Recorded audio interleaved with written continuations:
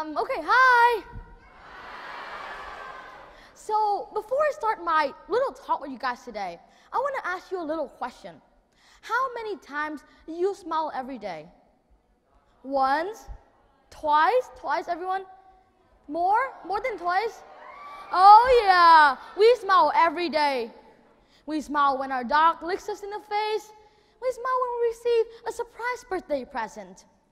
Sometimes a smile could be even as simple as hearing the rain tapping clickety-clack on your doorstep, or maybe completing a new Xbox challenge. A lot of sorts of emotions could generate a smile. But what is a smile? Why should we smile more? And how do we smile? Today, I'm going to answer these questions. So, the science behind a smile. First of all, I'd like to talk about its definition. Anyone of you know what a smile is? What a definition of a smile is? A smile is the peak of emotions. It is the highest emotional content. It is like the extreme sensation of joy and of happiness. Well, I guess I'm extreme all the time then. Well, I mean, yeah, I smile a lot. And well, this peak of emotion, but now that we've known that the definition of a smile, what does our brain do when we smile? First of all, let's take an example. For example, you've met a friend on the street that you haven't met for such a long time, and you're like, hey, oh my gosh, it's such a long time since I've met you, I miss you so much. And that time, the neuronal signals are going to travel to the sensory cortex of your brain. From there, it's going to be carried down to your brainstem, which is the oldest part of your brain. From there, the cranial muscle is going to carry these neuronal signals even further down towards your smiling muscle, generating a smile. Sounds simple enough, right? Well, as simple as it may sound, a smile is a very instantaneous process. After the contraction of our mouth muscle, it's going to send a feedback loop back to our brain, signaling that we are feeling good, enhancing our sensation of joy. According to some recent researches, a smile, especially the smile of a baby, could be as worthy as 2,000 pounds of chocolate or $16,000. That's a lot of money in chocolate, right? So anyone of you here is a chocolate lover?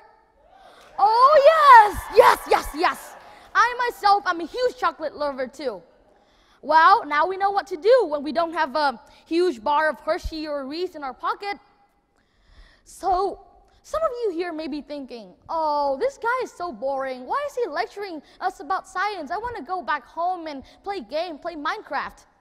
Well, the ultimate reason of why I'm here today is not to lecture you about science or about anything, but is to tell you a little story to ultimately convince you to smile more every day.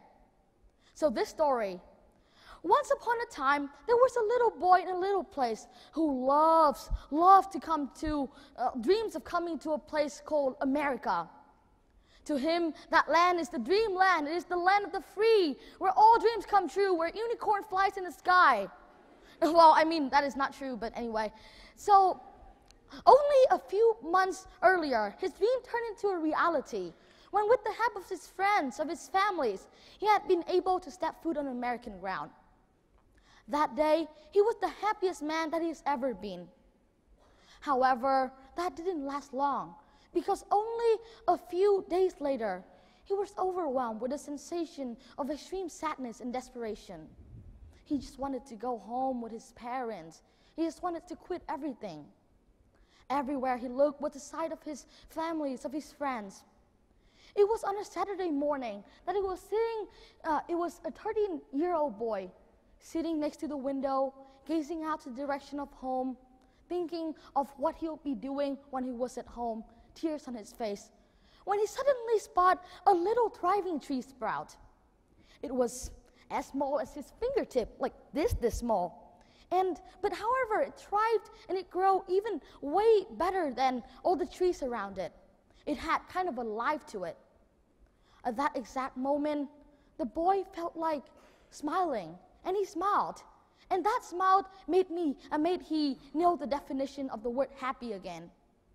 And without that smile, without that familiar sensation of seeing this thriving tree sprout and remembering of home, you would never be able to stand on this amazing stage with this mesmerizing crowd of people talking about the science of smiles. You don't know what little things could do to you. Well, I am that little boy. So coming here today, I only have one challenge to propose to you: to smile at least 5 times genuinely every day. Give the janitor a smile when you walk past her at school. Give the teacher a smile when you see him, her, or him. Give the new friend at school a little smile. Give your parents a huge hug and a big smile when you come home from school. They deserve it. To quote a movie that is my absolute favorite, that has also been presented here, The Book of Life. You can write the story of yourself. So why not start writing that story by a smile? Thank you so much for listening, and happy Halloween!